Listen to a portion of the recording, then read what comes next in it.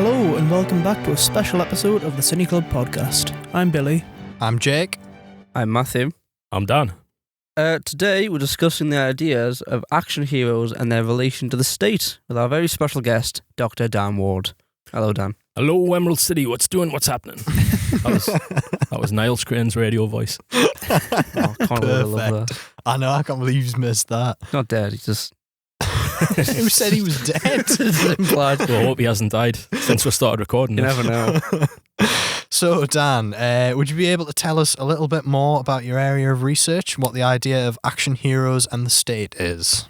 So what we're going to be discussing today, I believe, is the relationship in terms of both the representation of the security services, the military, and all the connected bodies in motion pictures, as well as the direct link in funding that these films and representations have often received from bodies of the state. Excellent. So, with that being said, who or what are some of our favourite action films or action heroes? And are there any favourite quotes from those films? Because there's certainly a lot to pick from. I think the one that always comes to mind for me when you talk about action heroes in the state is Rambo. Yeah. And how much he changes from First Blood to the rest of the series. Yep. Like, disillusioned war vet to American propaganda machine. Yep. Yeah. Yeah. And obviously Bond's the other sort of big one across the pond. Yeah. He's the big sort of British propaganda machine. Yeah. So I've specifically won as well my James Bond, Pierce Brosnan watch today. okay, From the Brosnan series of films to show that despite what I'll be going into in terms of the sinister relationship between action heroes and the state, I'm not immune to that propaganda. Yeah. No, that's still fair really enough. cool, yeah. It's hard to argue with that. What about you, Jake? What about me? Well, I mean, generally speaking, I know we've covered quite a lot of them before, but like I feel like John Carpenter action films, you can say quite a lot about stuff like that. So They Live is like the big example. That is like such a obvious, you know, I mean, it's arguably a bit too in your face, but I still really like it in that sense that it sort of represents, you know, like you say, the state and the propaganda, but through the idea of like, oh, actually, it's aliens have done this. It's not just American civilization. It's like, yeah, because like that's how much of a thing it was in the 80s, I guess, with like Reaganomics and stuff like that. But yeah, that's a good one. And then, I mean, you know, less so concerning the state or any particular like academic take, just Big Trouble in Little China is always, that's always the one I'll say as my favorite action film, like just because it's like it's that kind of like play on the like the Western tropes of an action film with Kurt Russell, who you'd expect to be like, you know, the like proper leading man, the cool action hero who gets stuff done, saves everyone.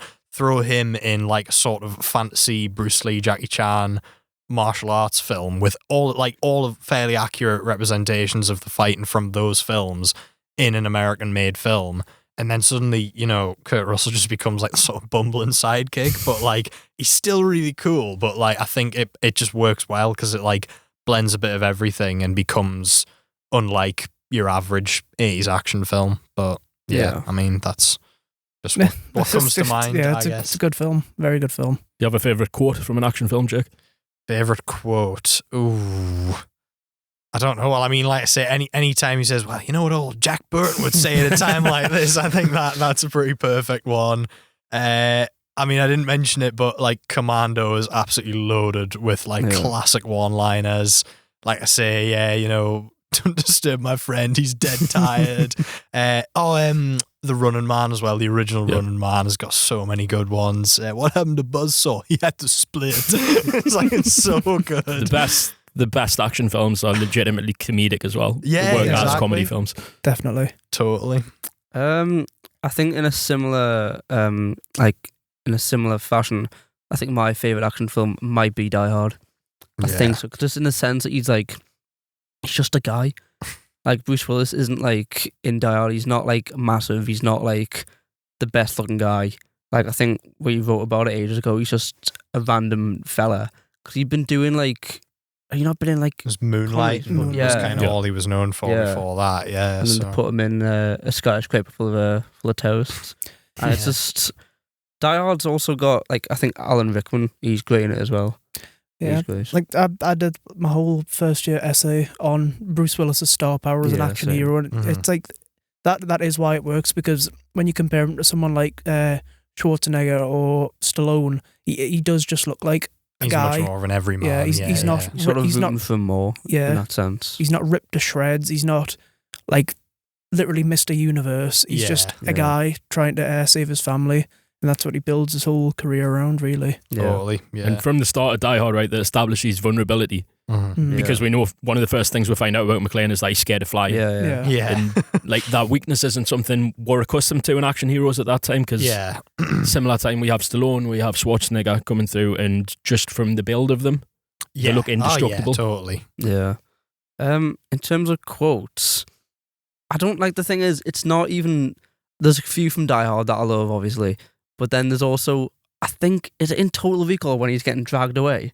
Or was it in something else? What did I do? What did I do It's just the wrong? delivery bit. Every time I watch it, it's got us I'm in stitches, because it's like, it takes about 5 men dragging him down the stairs, and you can tell he's having to like hold back, push them away, because they're all like, well, you'll be able to get rid of them, and he sounds just terrified. Total Recall's it's one of those weird cases where like almost everyone's really overacting, but it actually it makes the film much better. I think it's like so over the top, but like.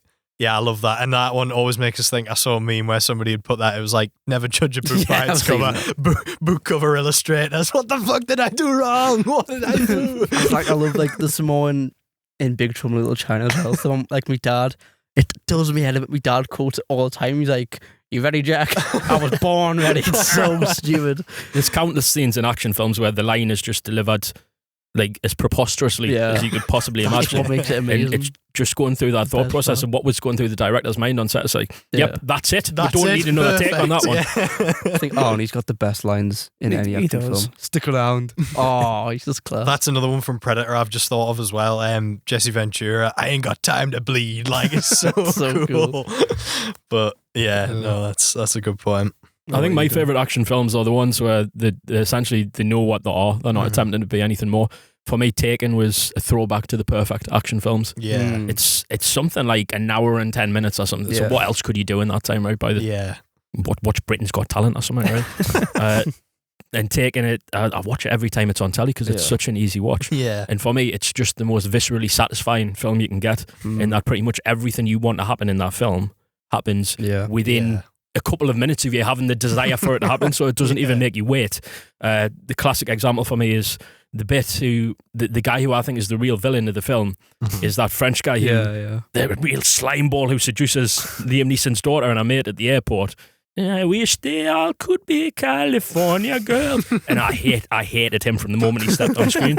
And within 5 minutes of him doing that, he's having his ribs punched to bits by Liam Neeson, and then he falls in front of a lorry. It's like, what more could you want? Taken's like, God. I remember I tried to watch it years ago, couldn't get into it. Then I watched it again, and it's the bit where, do you know where is he talking like his ex-wife? He's like, oh, she shouldn't go to Europe. Yeah, his ex-wife's like, she'll be fine. 5 minutes later, that bit happens. Yep. And Liam Neeson's like, he's not even fuming. He's just like, I told you. Yeah. And he's like, well, I've got to go to France now. It's another fine mess you got us into. I think she was going to see U2 as well. I think that was the crack. That was more of a cautionary tale about going to see U2. Cautionary tale. That was the message I took from it. Yeah, just don't bother because something terrible's going to happen. My favourite quote is, it's actually, it's more of a poem than a quote. Okay. It's from the end of The Expendables. It's in the clubhouse at the end of The Expendables. I don't know if you've seen this scene, but I've seen The Expendables. Yeah. I'll probably remember. So Jason Statham is having this discussion with Mickey Rourke's character Tool, who has challenged him to a knife thrown at the dartboard game. So it goes like this: I once knew a man named Tool, who to me was the epitome of cool. Good with a knife, bad with a wife. Then Stallone at this point goes, "Oh, that hurt."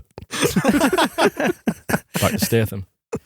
But to think he could beat me, dreaming he'd defeat me. Cool, Tool. You gotta be a fool. And at that point, Statham turns around, slings the knife directly at the camera, standing in for the bullseye. And The Boys Are Back in Town kicks in. That actually. And I remember watching this in Danish in a hostel reception in Copenhagen at the end of 3 days. Yeah. Three shattering nights in Denmark. Just laid in the back of the hostel garden all day. Saw that boys are back in town kicked in. I was like, where are we going tonight, lads? This is it. Rejuvenated. Oh my God. Yeah, my Shakespeare God. could never. No. Yeah. See, that he's an action hero I can't get my head around. Jason Statham. really? I don't like him. Billy, wait till you lost your hair. Well, that's the point. I feel like he's sort of the same idea as Willis, where he's like, he kind of just looks like a bloke on the street, Yeah. but like he's just nowhere near as cool. I think he's very self-aware. I think he's really funny in the Fast and Furious films. And the one that for some reason, I don't know why this one always sticks out to me, because it wasn't like a particularly brilliant film, but you know that one, The Beekeeper, that he was in a few years ago. Yeah. That was ridiculous. That was a ridiculous film. It was really daft, but it was so funny, and it did feel like that kind of like 80s vibe where it was like, you know, I mean, what was it? It was like he was like some sort of ex-soldier, special forces. Forces. He like living in a farm somewhere, becomes a beekeeper, and then he like basically turns up. It's like these people he knows, they'll like get scammed out of all their money by these crypto people. So he just literally turns up, burns the place down, and then he ends up in like some sort of massive like gang war with them. And if I remember, it was like almost not witness protection, but it was like somewhere they would put a program they would put ex-special forces who were kind of sleeper agents into, and it was the Beekeepers. This was the program. But it did seem at the start of the film that he was really very passionate about beekeeping. It did, I know, because that's it. Because then the whole time, because like I just thought, oh, like maybe he is just like a proper beekeeper, and then it's like the whole thing throughout is like, oh, I gotta protect the hive, And that was like his whole, and that's like the amount of times he was like making bee puns, and like all of the one-liners were like something related to bees, hives, honey, something like that. I mean, it's unbelievable, but I thought it was so funny. Like, I thought it was a great film. Have you seen Homeland? No, Homefront rather. I don't think so. No, that's a great Statham action film. Right. Okay. Yeah. Again, it's one of the things where he's an American, like ex-FBI, ex-CIA. He's gone into witness protection because he's essentially been undercover in this biker gang all the time and put the main guys behind bars. English in it. No explanation as to why he's doing an English accent. Oh man, I know he's got some. He does, because he's got a bit of all sorts. Because obviously he shows up in like the ensemble things, like say Fast and Furious and Snatch as well. Like they kind of got his start with like the Guy Ritchie stuff. Snatch. Yeah, and he's quite good. Is he Germans are coming? He's like, but then he also has quite a lot of them standalone ones. So like I'm sure there's a one that's out at the minute called like Shelter, which looks like basically the same as all of these other ones, but I still think that'll probably be quite entertaining. Yeah. So, have you seen Spy? Yes, years ago, but that's a really, really funny one. Is that the comedy one? Melissa McCarthy, yeah. Yeah, I've seen the bloopers from that where he's talking about like... It's the monologue where he's like talking about all of the stuff and he's like in the bloopers, he's like cracking up. So he funny. can't keep a straight face throughout it. It's so funny. I do like how self-aware he is. Yeah, I can appreciate that, because like I feel like there's nothing worse than one of these action heroes who just needs to be like the Rock. Yeah, isn't it written into a clause in his contract or something that he can't lose a fight? Yeah, I think it is. Yeah, come on, have a bit of fun. Which that is crazy, but. Like, there's another one who was in Fast and Furious. Yeah, but you go back to Arnie. He obviously he was Mr. Universe. He's like big macho man, but he could still have fun with stuff. He was Mr. Freeze all the way. Yeah, Mr. Freeze. He's Mr. Freeze as well. And like Last Action Hero as well. I think it's a good one where it's like he's kind of picking apart the mythos a little bit and having fun with it. But like, I think Kindergarten Cop, Kindergarten Cop, Twins, like any of his comedies really. Twins is so funny. End of Days, which isn't a comedy, should be. But there's a scene like that in it where I think Miriam Margolyes' character is possessed by the devil, or she's a vessel for the devil at that point in the film. Never thought and she's throwing Arnie about like a rag doll. He's being slung from one corner of the room to the other by Margolyes. Sounds tremendous. Yes. But this is the film where apparently, like, when they were between takes, she didn't like Schwarzenegger. And it ends up with basically Schwarzenegger's character flings her through a glass table, and she's essentially impaled with her head through this glass table, and that's how she dies. And she bleeds out. But apparently she was stuck like this between takes, and Schwarzenegger came over, she couldn't move, and farted on her head. What? Oh my God. Wow. Well, there you go. Seeing a new side to him every day. Governor of California, by the way. That's crazy. There's like there's a sort of chunk in that era of like Schwarzenegger films that do get forgotten about, because he was doing the comedy stuff, but at the same time he was still trying to do action ones. So like I watched the film Eraser. It's not particularly good, but like there are some bits in it. Like she's got like these like really cool like laser guns, and that became like the sort of poster image. That's like the most memorable bit. But they're still trying to do like the whole, one-liners. He's kicking ass. He's doing all of that kind of thing. But like, it's really hard to take him seriously when like it was like a year after Mr. Freeze, or maybe like around the same sort of time. But yeah, no, there's just so many really of like Arnie ones. And have you got any particular like case studies that you'd like to mention about the whole action heroes in the state thing? So it's probably worth giving a little bit of context and background on this first for anyone who's listening who's not familiar with this. So various scholars have done research on this relationship in the past. People like Matthew Alford and Tom Secker, David Robb, who wrote a book called Project Hollywood, Operation Hollywood rather, and Tricia Jenkins as well. And what Robb did, I think Robb was the original author who looked into this. He investigated the direct relationship between the government, particularly the US Department of Defense, and Hollywood. Mm-hmm. And this was a relationship that went back to the early part of the 20th century. But it really became pronounced in the war years, the Second World War. And part of this, this is happening all over the world. We tend to associate propaganda in wartime with Nazi Germany, but the Allies were at it as well. Yeah. Britain had, I believe it was the Ministry of Information who were in charge of films in the wartime. They had three messages that they wanted to get across, which was what we are fighting for, why we fight, and the need for sacrifice. And if you look at any wartime film that's made in Britain during that point, all of these themes are kind of hammered home during it. Mm-hmm. So Britain did that during the war. America obviously also saw the possibilities of Hollywood films for projecting the messages that needed to be projected at that time. But after the war, they saw the effectiveness and they wanted, again, to carry on with this. In 1944, there was a memorandum called American Motion Pictures in a Post-War World, released by the State Department.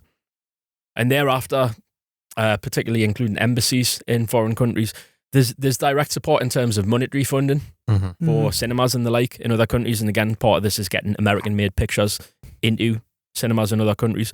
Part of soft power, and it's part of cultural imperialism that goes on around the world. And American soft power is always expanding throughout the 20th century, as you know. But increasingly what we're seeing, what Rob finds through his research into, a lot of these things are done through freedom of information requests. Alford and Secker do this as well. They find this database of films and the like that have received direct support. Alford and Secker, I believe, found that between 1911 and 2017, over 800 films and over 1,000 TV productions had received direct support from the US Department of Defense. Now, the reasons for this are, it's a symbiotic relationship between both. And it's particularly effective when it comes to action films, right? Because what action films need in most cases to be a success is spectacular sequences. Yeah. If you look at James Bond films or any Schwarzenegger films, as a classic example, we have car chases, we have explosions, we have, especially in big climatic sequences, sometimes we'll get military craft like helicopters, airplanes and the like. And in many cases, in order to use these things, in order to use the authentic equipment and get the best effect and the best bang for your buck, because this stretches the budget as well. You go directly to the source. You go directly to the military for this. They're basically selling the soul for authenticity. Essentially, yeah. And in a lot of cases, I'm sure the producers and directors don't necessarily see it that way. A lot of them, depending on their own beliefs, will see it as it's them doing a solid, essentially, for their country. Michael Bay is a classic example of this. The Transformers franchise, I think... one of the quotes from the US Department of Defense, and again, they were open about the Transformers thing, about using it. This is that it was an excellent opportunity to showcase the values and bravery of the US military personnel, and also the excellent technology of the US military in the modern age. Again, part of this for showcasing weapons is, American weapons producers and the army in that respect, or salesmen as much as anything else, they want their weapons to be sold around the world. They want it to look marketable on a global scale. Right. So they do this. Michael Bay as well says this is an excellent opportunity for me to showcase our personnel. So Michael Bay is right on board with that, and I guess a lot of the directors and producers who get involved in this stuff will also be. There are examples of ones who haven't. We'll come on to those in a bit. But yeah, So it's a symbiotic relationship for the producers. It makes the film look better. Yeah. It gives them this air of authenticity, I suppose, certainly in terms of the equipment and the effects. Mm-hmm. And for the government and for the military, it's seen as a soft power technique. Yeah. It promotes the army and the military in the best light. And as well as that, first and foremost for them, their main purpose is to serve as a recruitment and retention tool. Yeah. I think Top Gun is the one that always comes to mind for me with that. Because, I mean, that was so... It's so blatantly like, wow, look at how cool it is to be in the RAF, you know? And I'm sure that had, like, recruitment desks in the lobbies of cinemas when people were coming out of that film, they'd just go and be like, right, yeah, well, that looked amazing. I've got nothing better to do. Let's be like Tom Cruise, you know? Which, I mean, it's crazy. And just fight like a vaguely Russian threat in Maverick like as well. The faceless, nameless Russian MiG flyer people. But yeah, I mean, so yeah, that's that one. I mean, that is a very clear example of that. But then again, you know, they do a really good job of making it look cool. I mean, if the RAF really did have planes that had like Kenny Loggins and Cheap Trick blasting into the sound system the whole time, you know, be great, but it's not like that. So they don't show volleyball often enough in the recruitment ads, do they? No, they don't. It's a dying art, the art of the, you know, homoerotic volleyball in the RAF and everything. It's tragic. Top Gun is probably the go-to example for this. Yeah. Both Top Gun films. Maverick takes this to the nth degree, right? Because Maverick has it uses all the latest aircraft from the US military. They gave actually the Navy oversight over the rough shoots. Okay. So it wasn't just script development. They were obviously involved in script development as well. Part of the explicit agreement was to weave in key talking points of the US Navy and the US State Department. But also, when the film was finished, they would show the overseeing body from the Navy, the rough cuts, to say if there's anything at all that they disagree with. Yeah. So that's the Maverick film. And the Maverick film builds on that from the first film. Yeah. A lot of people do perceive it as an Air Force film, but it's actually a Navy film. The Navy were involved in that script development in the first film. Mm. They vetoed certain things, so the first film has a vague enemy as well. So apparently... the intention was to make it either North Korean or Libyan. Oh, right. Yep. Okay. They ixnayed that because North Korea, they said they were basically the US foreign policy at the minute was to try and tamp down tensions between North and South Korea at that point. Yeah. Mm. And for Libya, it was they didn't want to give Gaddafi any ideas, apparently. Wow. Yeah. Wow. Well, that's like the random vague reference in Back to the Future to the Libyans just completely out of pocket. Yeah. Doc Brown's meant to build a bomb for them. It's like... I know, it is crazy how like casually things like that are just thrown around in 80s films sometimes. It's never gets brought up again, does it? Yeah, no, it doesn't. It's like just Marty wasn't like, by the way, why? Yeah, how did you get in touch with terrorists? Like, as if that was like no big deal. Yeah, so like that was one of the changes. Another one was, I think, when Goose dies. Yeah. The initial thing was that something's gone wrong with the equipment. But again, they didn't want any suggestion that US military equipment might malfunction. Human error rather than the tech. And I think the other significant thing was that Kelly McGillis's character was supposed to be Navy personnel, but they made her into a civilian contractor because it was against Navy policy for fraternization like that between personnel. Okay. Yeah, so from the start, and you're right, they did set up recruitment booths outside the theatres. So again, it was to catch people when they're at the most pumped, right? Yeah, at the end exactly of the film. that. Yeah, comes straight out of the back of like Cheap Trick and all that kind of thing. At the most America, fuck yeah. Yeah, exactly. Literally, that's a perfect example. And apparently, so the recruitment went up 5 times. Apparently, 500% for the Navy in the wake of that film. The Department of Defense said that this was in a statement, and again, it's on. You can see it on these. There's a good documentary by Roger Stahl called Theatres of War that builds on all this research. And you can see this document in that documentary. It says that Top Gun has completed the rehabilitation of the US military. And that's after Vietnam, because in the years following Vietnam, obviously, it's taken a huge hit. And soft power, cultural institutions like the films, and Reagan does this a lot as well. And George Bush, when he's talking about the Vietnam syndrome, they're attempting to rehabilitate it, and they say Top Gun is kind of that kind of symbolic moment when it's completed. Yeah, there you go. Would you like to know some of the films that were denied support? Yeah, go on. Let's have a look. Okay, so some of the films that were denied support were And a lot of these won't surprise you, right? Right. If you think of any critical Vietnam film, Yeah. they were denied support. Mm. So Platoon was denied support. Yeah. Right. And again, Platoon made by Oliver Stone, someone who was in Vietnam. Mm. Oh, right. Okay, so But I won't say radicalized, but certainly his politics changed abruptly as a result of his experience in Vietnam, and he's been pretty much a dissident ever since, particularly with regard to American foreign policy. yeah. But again, for someone who can make an authentic film about that, you would say someone who served in Vietnam.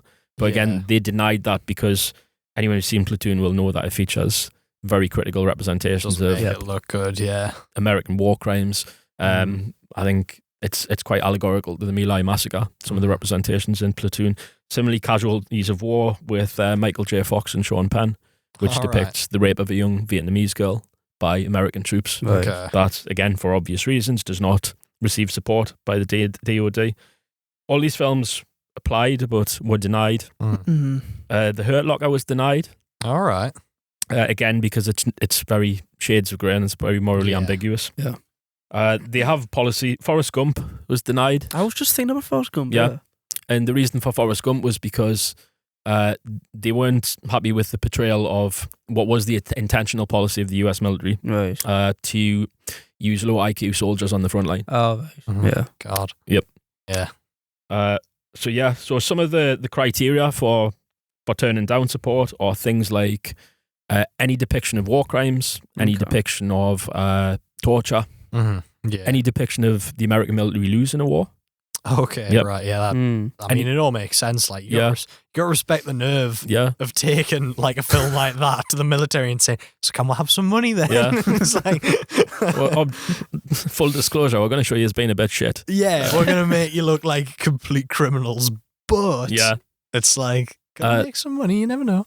And the other thing is any depiction of like drug or alcohol abuse. All right. Okay. So Yeah. But as a lot of personnel have said, particularly those who've served in war zones, it's absolutely rampant All right. yeah, on bases. that's not terribly surprising, I suppose. Maybe one of the most surprising ones was Independence Day. Oh, really? Yep. Wow, I would have thought, because that was like really, really like, Yeah. you know, we will reclaim America from the Yeah. aliens and all that kind of thing. Do you want to guess why it was denied support? I'm not sure. Is it because they blow the White House up or something like that? No, just weren't a fan of Will Smith rapping. Really? No, I made that up. That's bollocks. Oh. It's actually because there were scenes like alluding to Area 51. Oh, right. Yep. Oh, wow. Okay, that makes sense. Yeah. There you go. You actually had us going for a genuinely minute there, yeah. Yeah. We're a fan of Big Willie style. Yeah. Well, it was before Wild Wild West, right? Oh, was it? Oh. He was still My riding. apologies. He was riding high at that point, I think. Yeah. No, but Wild Wild West is amazing. I won't have a word said against it. The song. That's the second song, time that not film's the- mentioned in this okay. podcast, by the way. Is it? Really? The film's atrocious, Yeah. but the song is The song is one of the greats. I quite like some of Will It Smith's is songs. one of the Yeah, greats, I would defend Will Smith's rapping. Yeah, I like Miami. I do quite like some of his songs. Burger King had a burger out that summer called the Wild Wild West Burger as well, which was a top burger. That's brilliant. So that justifies the existence of the film. need to bring it back. I think might be an interesting topic to talk about. Any like sort of action films or action heroes that go against the idea. Obviously, we've just sort of hinted at it a bit there with it being denied funding. But does anyone have any particular examples they can think of films or action heroes that would go against?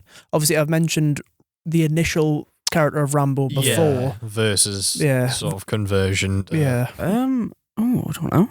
Because before, like, one that came to me kind of was Robert Downey Jr. as Iron Man in the first film. Because he's a weapons contractor. In the War on Terror, he ends up obviously in the Middle East, and because of his experiences there, he stops arms, and the whole villain of the film is corporate America wanting to continue to much. supply arms to terrorists Yeah. to keep I the thought war that. machine going. That is a good point. Like, because you sort of forget in amongst everything else that's happened since then Yeah.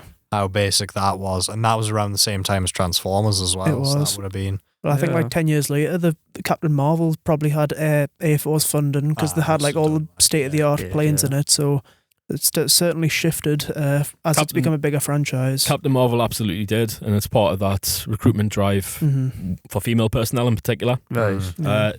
Iron Man, you might be interested to learn, did actually get Did it? DOD Really? funding, quite extensive. And There you go.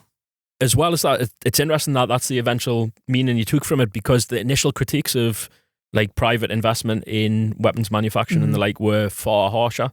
Yeah. So apparently, in exchange for the DoD funding, those critiques were softened, and it was a more positive presentation than it was initially going to be. I can imagine that. To be fair, it's always going to be sanitized if you're making a big budget superhero action film. Even at the time before Marvel was the household name it is. Yeah. But yeah, you can definitely see the shift from that to the way it's represented in whatever films they're depicted in now. Yeah, that's fair. I think if we mention another Marvel film as well, Captain America: The Winter Soldier. Yep. Oh, That's it's literally the state infiltrated by Nazis. Yep. Yeah. I think that one's probably quite explicit as well. Yeah. So I think in terms of critical stuff, I find The Boys quite interesting. Oh, yeah. Oh, yeah. And obviously a lot of the work that derives from sci-fi, obviously you'll probably know during the McCarthyite period in America, Yeah.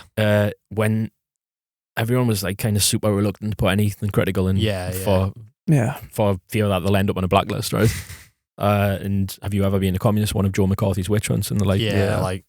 So like in those days, sci-fi was seen as, and the Twilight Zone demonstrates this, sci-fi was seen as one of the main ways to get any critique across. You had to do it through allegory, you had to bury it like that. Yeah. So obviously a lot of particularly series that originate in comics go that way. They tend to have a more radical leaning, as it were. Yeah. Throw a sort of sci-fi spin on it, but then it's like, as soon as you think about it with any sort of like critical thought, it becomes really obvious that that's what they were sort of implying. Oh, totally. Well, that's what Superman was before like as he progressed, obviously he became the character everyone knows now, but like in his initial run he was a champion for the the impoverished and the poor and the people who had no luck in life. Like most issues you wouldn't be fighting like big larger than life threats, you'd be fighting corrupt bankers and stuff like that. So I think compared to something like Batman, which is like who's the polar opposite. But Batman really is. Yeah, totally. Yeah, we've got like the if we talk about like Iron Man, where he's like this fusion of the military, superhero, and kind of private industry and tech. Obviously Batman's pretty much the progenitor of that, right? When he's all inherited wealth, got this Batmobile that's like basically like a Tesla Cybertruck, right? Yeah. He could always just give money away to charity, couldn't he? He goes out and he like just batters people. That's my more take fun on that though, one. right? It is more fun. Yeah. I don't think anyone would be sat there watching a film of Christian Bale handing cash out to poor That's kids. true. Would he just be Christian Bale or would he be playing Batman? Nah. Hey, Christian Bale. I am, yeah. People would suspect him if he was just giving money to charity anyway. They usually end up with like Savile or Geldof, Bono. Do you have any? I'm trying to think of some. Really, there probably will be, I guess, off the big list you sent earlier. I know we haven't mentioned any of the Terminator films, which I guess are quite critical of like technology run amok and everything. That's a little bit less. Well, I don't know. You could link it to the military, I guess, couldn't you? Because it's like Skynet and all of that would have probably been something that was developed for like, US military invasions and everything, and then it becomes self-aware, realizes actually humanity is the problem, and then kills everyone. So that's kind of a point of contention. And then I mean, they're just great films as well. But and I suppose on the flip side, you could read it as the resistance is the military, and it's the sort of the might of the military, that the fact that they've stayed alive for so long and that they can hold back this insurmountable force. Yeah, that's a fair point, actually. There's a lot of those in the 80s, like Terminator, RoboCop. Yeah. They have this dystopian edge to them, right? And they do see what's coming. RoboCop's a perfect example because it's like that's so in your face about like the sort of the companies, because they've got Nukem, the board game, and like all of these like sort of little bits, and like, Ed 209 being this big giant robotic police officer that just loses control and starts like shooting innocent people to death and stuff. And it's like, I mean, that's like Verhoeven's style of like just making it really in your face. And Total Recall's another good example, because that's like, sort of the rich money men like not giving any oxygen to all of the people of Mars and like, that.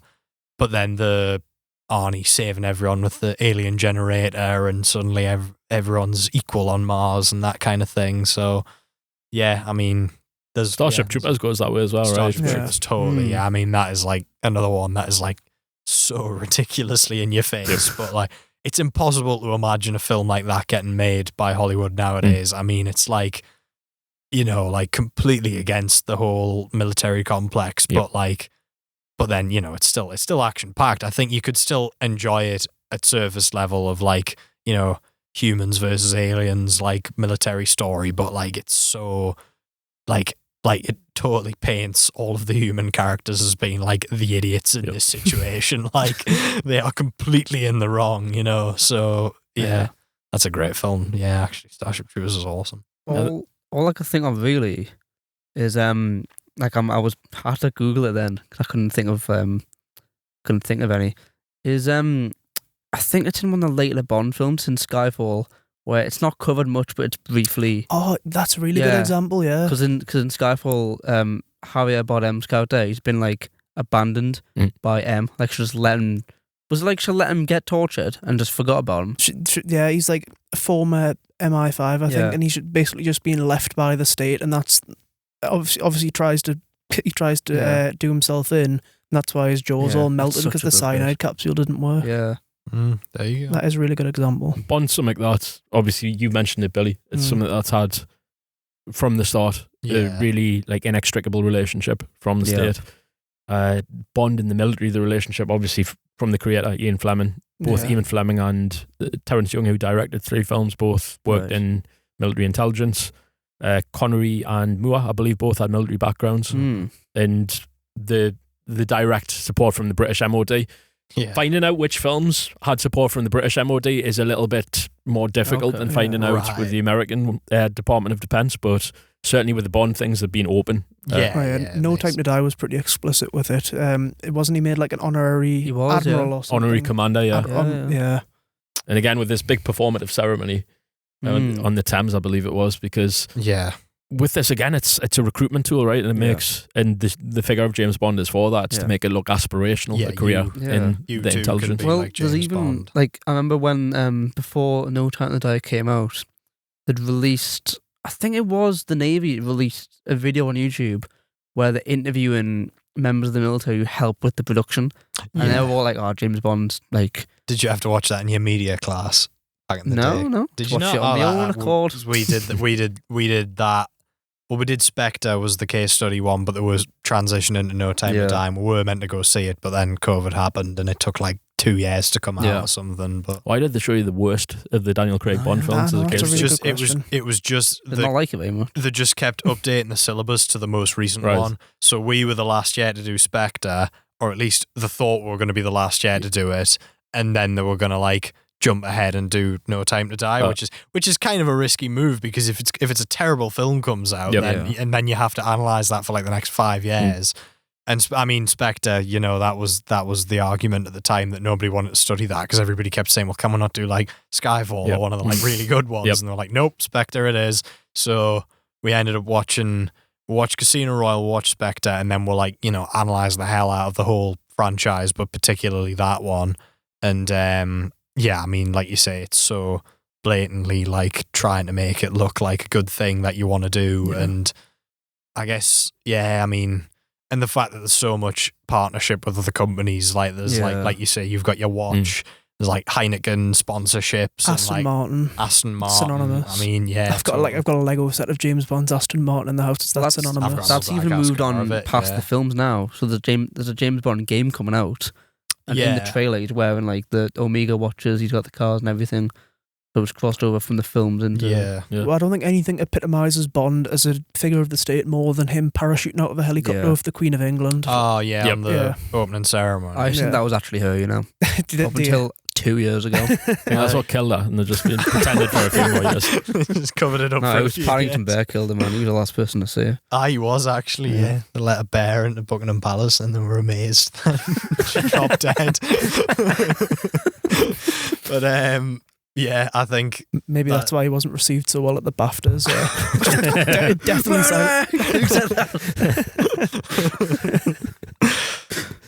What were we talking about? James Bond. Oh, yeah. Yeah, but Bond's like the perfect example of like any sort of film franchise as like being for the state. Yeah. I feel like Yeah. another one that's good for like against the state is The Matrix, Yeah. because the bad guys are.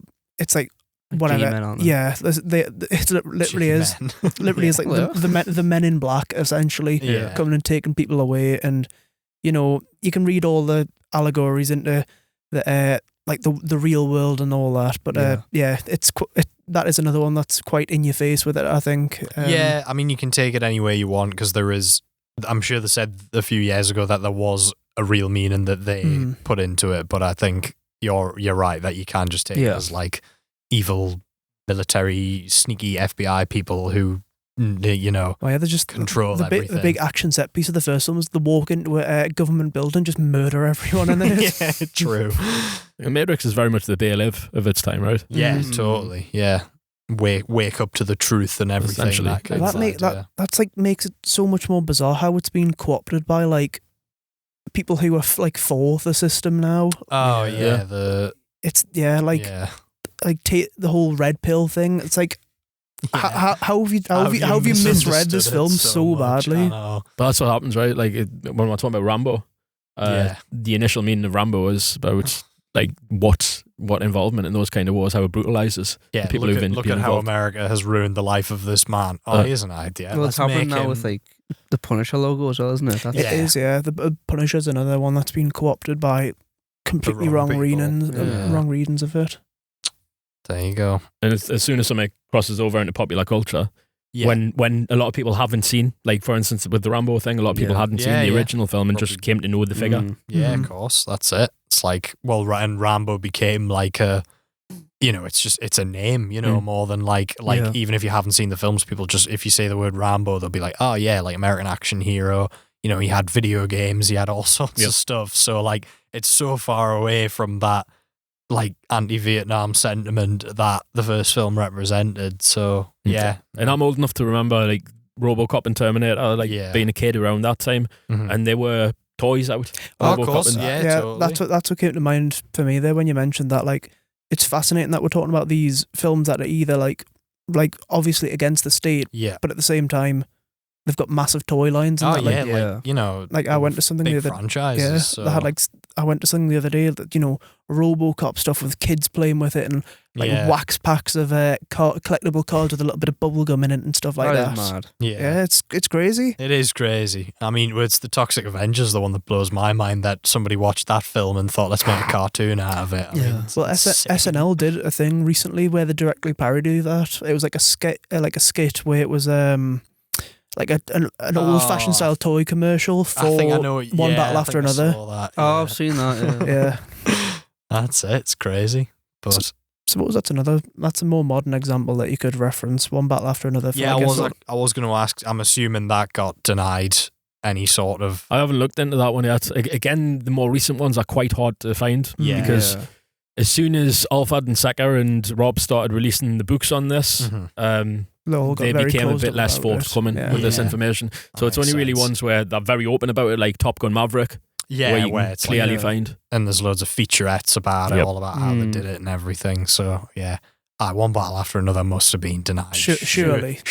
When you've got a character like Sean Penn's in that, it's got to have been denied. Yeah, it's got to. But yeah, that was a good one as well. That was sort of an action film, I guess. Yeah, I suppose. Enough action in it to count it. I think you've got to be quite broad in your definition of action films for this, right? Because this bleeds over into superhero films, it bleeds over into spy films and the like. Yeah, totally. Well, I mean, that's not even mentioning like martial arts stuff as well. Exactly. Fist of Fury's like all about Bruce Lee trying like fighting against Chinese oppression and everything. So, it's like Japanese oppression rather, but like police stories. He does work for the state. He's a police officer. Exactly that. Well, and the thing with all of those ones, because this was the thing I was writing about for that film festival thing, it's like a large majority of those Hong Kong martial arts films, they'll usually start with the character's a police officer and then they get really mad, dramatically handing that badge and then go and serve justice of their own accord. So like, yes, madam, it's like the two main characters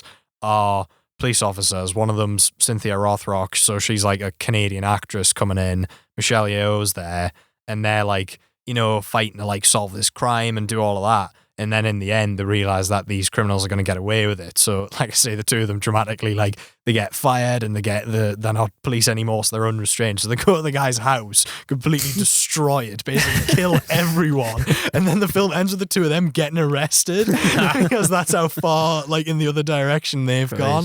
It's just crazy, but that is quite a common trope. Yeah, you could just go down this rabbit hole for ages. Like John Woo. Most of John Woo's films follow police officers like going on a mad one and blowing people to bits. That's it. So many times they start off and they're like, just trying to solve a crime, and then it becomes way more than that. And then, like you say, they just have a really bad day and basically kill everyone in sight. So, yeah, there you go. Do you like the Death Wish films? I haven't seen any of them. No, I really want to watch them. What was the one you used to say was really funny? Death Wish 3. Death Wish 3, yeah. Again, that's an example of a franchise like Rambo where it completely changed from the original. Yeah. Death Wish 1's pretty much a cautionary tale of what's happening with kind of vigilantism and the consequences of it, and how you're going to kind of essentially lose your soul. Yeah. And the rest of Death Wish is just, it's fucking great that he's a vigilante. Let's watch it. I think by the end of Death Wish 3, it's like this estate in the Bronx or something like that. Okay. And it's worth it. I've told you about it before, but for the listeners, it's worth recounting the entire plot of Death Wish 3, just so nobody misses it. So Paul Kersey, Charles Bronson's mate, this again, he's an old war veteran. Okay. Is living in the Bronx in this housing estate. It's been overtaken by street toughs and hoodlums of various ethnicities, which obviously is a major trope at that time. Yeah. And Bronson's sort of brought in to clean it up, and the best bit of it is there's this villain called the Giggler who like will rob and like at the same time slash, because he couldn't just rob because he's an absolute dick, and we're going to know that he's a dick. Right. Like any old pensioner on the estate. So Bronson decides to lure him in by going out on the estate like late night, it's dark. For some reason, there's an ice cream van there on the estate. Okay. He's bought this Nikon camera, and he's also ordered an elephant gun from South Africa. So he goes out with this Nikon camera, orders an ice cream from the van. The guy at the van is absolutely, he can't get his head around the fact that Bronson's ordered an ice cream. He goes, "You're buying an ice cream? Now? Here?" Bronson's reply is, "It's America, isn't it?" Walks off, swinging, twirling this Nikon camera like it's bait. Right. Giggler runs up, that's what he's like. Next to the camera, runs off laughing. Bronson pulls out his elephant gun, drops the ice cream, blasts him in the back. Right. And it's like, I sent them a message. Oh my God. But the end of it is him and this, like, he ends up working with this cop who's been trying to get rid of Kersey because he's got a bad name as a vigilante causing chaos wherever he goes. Okay. But throughout the rest of the film, they're like, there's a metaphor of them swatting cockroaches on the wall, and that. It's like, we've got to get rid of them all. So they end up just absolutely like this estate ends up demolished. It's just them, like nothing left. Like running through the wreckage of it, like it's Sarajevo or something like that, just blowing bad guys away. I think the last scene is like firing like a rocket launcher at the main villain, Fraker, shooting him out the window. You've got to see this. It's got a score by Robert Plant as well. That sounds brilliant. Yeah. So it's like, oh, get him, we've saved the neighbourhood. There's like literally nothing left. The last scene is him just walking away from it. It's like my job's done here. Yeah, another hard day on the job. Yeah. Bronson, here's a great fact about Bronson. When he died, there's a town, like an obscure town in Italy, like I want to say like somewhere in Sicily or something, where they idolised Charles Bronson. So when he died, they had like a day like Norman Wisdom in Albania, one of these things. Okay, right. Apparently Charles Bronson's nickname in that Italian town was Il Bruto. Oh, okay. Do you know what that means? No. It means the ugly one. Oh, charming. Jesus. I had three guesses because I knew that was either the good, the bad, or the ugly, but I couldn't remember which one it was. It was like I'd read that on the poster, but that's actually made us think of Dirty Harry as well. Yep. That's another one with the vigilante cop and Lethal Weapon. I mean, the main cop wants to kill himself for like most of that first film. So, and then that steers away from that, and then it just becomes another like buddy cop dynamic, you know, generic action film. But like, yeah, I mean, it's a pretty dark film, the first Lethal Weapon. So Yeah. I mean, it's about madness and also aging. Yeah, exactly that. Which would you rather be, the Mentalist or the old one? But yeah, so there you go. If we could be any action hero, who would it be? Oh God. And this can be a fictional, like one you've made up, or it can be just anyone in the film. Oh no. I've got Well, who? I need to say, can I curveball it and say an actor for one reason? Interesting. I would say Steven Seagal. Yes. Because I was just reading, when you were talking, I was reading something because I want to find like a mad story of his, and I started laughing at the story. So I just think he's like the most interesting man on the planet, and I don't think he's real. I just don't think he's real. So obviously in these films, he's got the best delivery ever. Like, what's the one where Under Siege where he's a Under chef Siege, and he just looks bored the whole time. So it's that. It's the Under way he Siege carries is on in quality. films, but it's also like just his life. So, during his reality show, Lawman, great title, Seagal drove a tank to a suspect's house in Arizona to arrest them for cockfighting. What? So the tank just flew through this person's house. Yeah. And imagine like a tank comes to the house, he's like, what's going on? Steven Seagal gets out. That is And he just- got away with it. I mean, that's like a So I would Snickers wanna be him. advert. That's like, how could you? Yeah. That's impossible. I'm sure there was a lawsuit afterwards because somebody's dog got killed in one of Yeah. the Oh, like, Jesus. by a tank. I don't think it was intentional. It was one of the like collateral damage from the tank. I think. Surprise, driving a tank through the house. Thankfully, might it lead us somewhere. wasn't John Wick's house. Thankfully. He also thank he God. taught Sean Connery martial arts, Did he actually? but never say never again. No. Yeah. That's crazy. And he broke his wrist while he was doing it. He used to do CIA wet work. Steven Seagal, What, like? as in he used to do black ops and stuff. No, he That's- didn't. Yeah, No he way. did. Yeah, look it up. It's like it's one of those things. Like there's a book called Last Action Heroes, which I would strongly Yeah, recommend. I think I might have that one actually. Yeah. I just haven't read it yet. I've done the audio book of it. I would strongly recommend it to anyone cool. who's interested in this because Okay. it has like a chapter on each of the main action heroes of the time. So the Yeah. Schwarzenegger, Stallone. A lot of it's framed around the ongoing feud between Schwarzenegger and Stallone. Yeah. But there's also like Van Damme, Chuck Norris, and Seagal. And Seagal ends up like constantly in the story. Seagal's like almost like the antagonist because none of the other action actors at the time like him because they see him as like Oh, no. arrogant. And like there's a bit where I can't remember who it is. He threatens it. It's like either Bob Wall or something. Like he's fallen out with Bob Wall through something or other.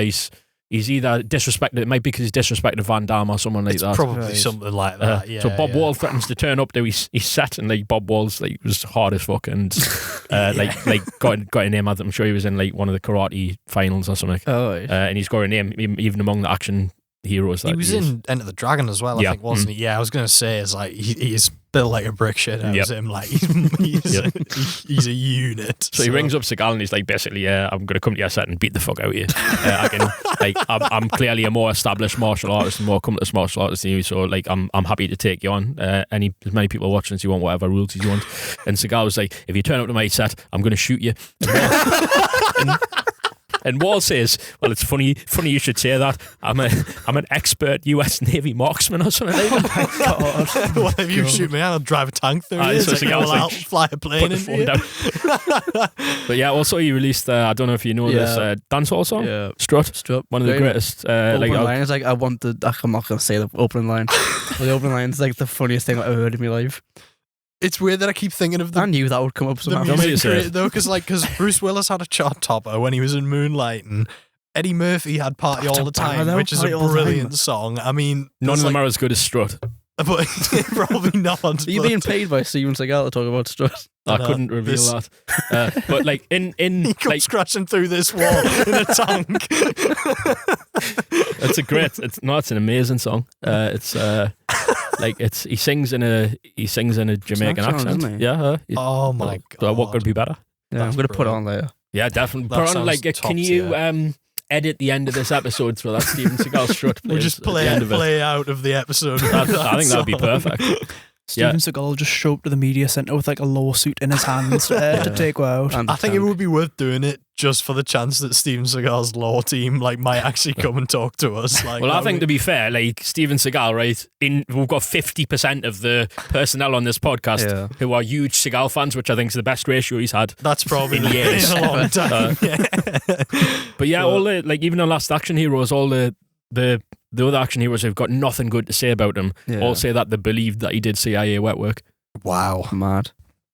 I've thought of a one I want to be. Oh yeah, sorry, I completely derailed That's that. fine. No, that's absolutely fine. I want to be Frank Dukes out of Bloodsport, because if I could get away with basically lying the way he did, massively fabricating a story to be like one of the greatest films like of the 80s, but then the whole time they're still saying based on a true story, I'm fairly certain none of what happened in that film actually happened, but like, my God, did it look, it's so cool. I would love like that, just the whole like underground fighting tournament, and like, I mean, that it just I'd completely forgotten about Bloodsport until now, and like that is, I think that's one of the better like martial arts films that's not like, you know, like a Hong Kong one. It's like a very American martial arts film, but like it's so cool. It's got like a Stan Bush theme song. It's like, and you know it is, but it's quite a lot like Enter the Dragon, so. It's that, but like Enter the Dragon, which didn't say based on a true story, like as if Bruce Lee actually went to an island and fought Han and everything. Bloodsport, you know, they say that it's based on the real life of Frank Dukes, but I mean, I'd love to meet him and find out how much of that actually happened. But yeah, that's a good one. Mine's a bit of a generic answer. Just any of Arnie's characters. They just operate on cartoon logic. Like, who else can walk around just spouting out one-liners and like getting out of like Bugs Bunny levels of violence unscathed? Yeah. Which Arnie character would you want to be, the one from Jingle All the Way? Howard. Howard's nice, but I like. Is he? Got a stressful life. Yeah, it's a stressful life. I was gonna say I feel like you would be like one of the weaker choices, but he does like tank like flying directly into a building with a jetpack, and he only has to get into fights when he needs to though. Like Commando, like John Matrix's daughter gets kidnapped and then he has to go and save her, whereas Howard could have completely saved himself from that situation. That's true. Like it was. But that's not as fun that way. No, he's kind of a salaryman in that and all. Exactly that. Yeah. Which he's a mattress salesman. That's not that fun. Yeah, nobody wants to be an action hero who's a mattress salesman. But that character, like the way he kicks off in Jingle All the Way, it leads me to believe that at no point, in no way was that the first time he's ever done that. Yeah. Like if somebody's like massively missold a load of mattresses and like got them in trouble, he probably like went absolutely apeshit on them, like threw them through a wall. I'm sure they're trying to make it like he's a former Olympic athlete or something, because he wears like an Olympic, a Los Angeles Olympics top at some point in the film. So I think that's how from that though to being a mattress I think that's how they tried to explain it, that why he's so ripped to shreds for being a mattress salesman. Cause he's like an athlete past his prime or something. The explanations in these films are always like really half-assed. They really are. Yeah. And again, I don't think his accent's explained in it. It's not actually. No, he's an average American guy, Howard Langston, and he sounds like that. Austrian accent, yeah. Represented America at the Olympics. I would have loved to have been like on the in the pitch meeting for Jingle All the Way. Oh, but that it must have been just the best thing ever. So we're gonna get this mattress salesman, and the whole film like, God, who are you gonna cast? Arnie. What? Arnie. It was probably somebody who was like, this morning I tried to buy my kid a Power Ranger and then this big Austrian fella came and knocked us out. How about we make a film where Arnie plays a dad who's trying to buy an action figure? Like that. Well, it's the sort of regular guy role that Bruce Willis would play, but it wouldn't be the same without Arnie. No, I agree. Arnie's got the best line delivery ever in that film. Like if I had to pick out of like any of the 80s classic action heroes, Arnie's the go-to. I mean Arnie is my favourite, I think. Yeah, I just like I say, and I would, and Van Damme. I mean, that's just Bloodsport. If you go into kickboxer, you get his excellent dance moves as well. Which so yeah. What about you, Dan? I think if I had to be action heroes, my favourite action hero is probably John Wick. But I suppose I would kind of like to be him just because he always wears amazing suits. Yeah. Doesn't have bulletproof suits. Doesn't have to experiment with colour combinations or anything like that. That's very true. just the one tone is fine. But he does have he has a stressful life in a different way to Howard Langston. Yeah. Not to mention it's like 10 years of his life from that first film, basically up until he dies, is just him constantly being chased. Yeah, but he's also got like Looney Tunes logic in the amount of damage that he can he gets chucked off the top of that New York skyscraper and he lives. He tanks like an entire staircase. Yeah, exactly. As well. He just up and down these stairs about 4 or 5 times, and he's just completely fine. It's unbelievable. But at the end of at the end of each John Wick film, it's like he's gone through God knows, like the Trials of Job, right? Yeah. For the whole thing, and then he gets maybe a couple of minutes apiece at the start of the next one, and then someone's put out a massive timer, like and every assassin in the area's got this time to kill him and collect the budget. Check his phone. It's like, oh, for Christ's sake, not again. Like, I would love to be Danny Glover playing John Wick. That would be so funny. Too old for more of this shit. It's like that, right? That's enough. Stop. I'll just come up with one. Go on. Axel Foley. Yeah, well, I was thinking of Axel Foley as well. To be fair, It's like 30 people in the first film. Like actually doing that. Oh yeah, and you get to be best pals with Judge Reinhold and the other guy. I can't remember. Oh, I can't. That's awful because he just Joel died. Ford. Yeah, he just died like last year as well. But He's been dead for 40 years. Don't like. no, he just looks like died he not has that long ago because they made the new one and he was still in it. Oh, he looked 70 in the first. I mean, he looked really old in the first film, but that's a really good one as well because you basically rock up, ruin everyone's lives, and then still come out the hero. Get away with it. Have you seen Russell Crowe in The Pope's Exorcist? No. It's like a hard exorcist on a motorbike. But like I love late stage Russell Crowe, so I think like any action film that you would do, like I love all Crowe's films now are just pure B movies. Yeah. Compare something like Gladiator. And like known as well, like he's a legitimately good actor, right? Yeah. Oh, totally. Like Gladiator, The Insider, LA Confidential, Romper Stomper, but now he just does Unhinged. Have you seen Unhinged? Is that the one where he gets like cut off in traffic or something? Yep. Yeah. And he's I really want to watch that. It's hilarious, and it's not an action film. It's technically horror, but I remember The Guardian gave it 3 stars because it said that as a horror, it's not very good, but it's a legitimately good comedy film. So, like for that reason, it's 3 stars. It is like the first time, and he's just burned down his wife's house for no good reason. And then the first time you get a long shot of him, and like you see the size of his belly, and I just bust out laughing at that point, and I never stopped laughing for the rest of the film. That's quality. Oh man. I think that's all the Americana we've got time for today. Make sure to check out our Instagram, TikTok, and Facebook pages for more Cine Club podcast content and updates. As always, this episode was recorded and produced by us, the Sunderland University students, as well as being engineered and edited by Emily Main. A special thanks goes out to Steve Cannon, Barbara Sadler, Richard Berry, and an extra special thanks to Dan for joining us today. Thank you, Q Steven Seagal Struts. I will personally pay the royalties. A reminder that our 3 action heroes this week have consisted of me, Jake, Me, Matthew, Me, Billy. This has been a Cine Club production for Spark. Thanks for listening.